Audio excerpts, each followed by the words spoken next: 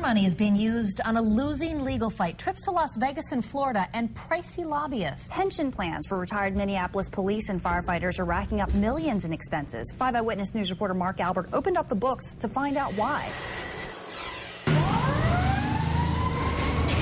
Police and firefighters risk their lives protecting us. More than 1,300 of them who retired in Minneapolis now get the pension promised to them decades ago.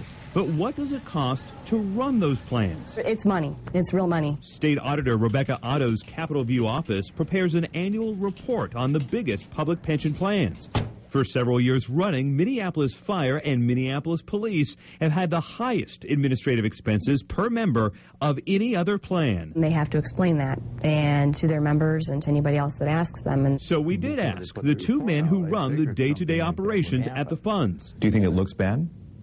Oh, I think it looks bad, yeah. Do you worry that it looks bad to the average person that reads it? Oh, definitely. Larry Ward, a retired police officer, runs the police pension plan. Wally Shermer, a retired arson investigator, oversees the fire plan. Both are closed plans, meaning no new members can join to help spread the costs around. Both say their administrative expenses are not a waste of taxpayer money. Are you spending extravagantly? Not at all. Do you believe that that is a good use of member funds? Yes, it is. Starting in June, we asked to look at their expenses. Here's what we found. Legal fees account for just under half of the administrative expenses at the plans, nearly $1 million combined in 2009.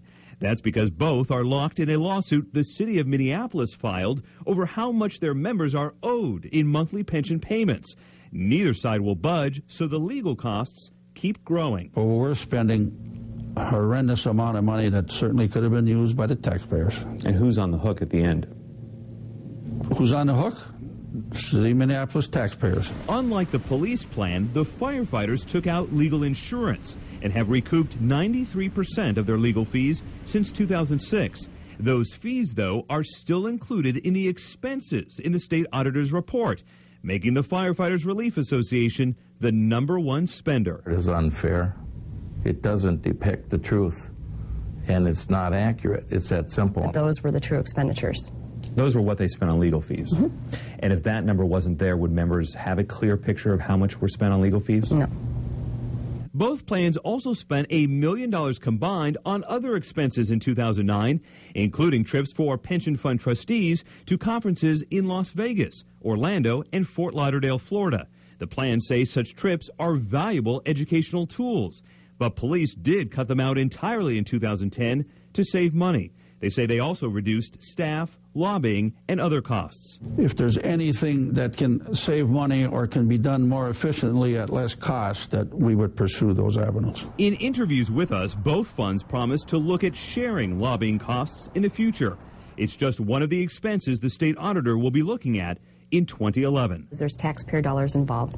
And when there's taxpayer dollars involved in anything, there's always a higher level of accountability and transparency that is required.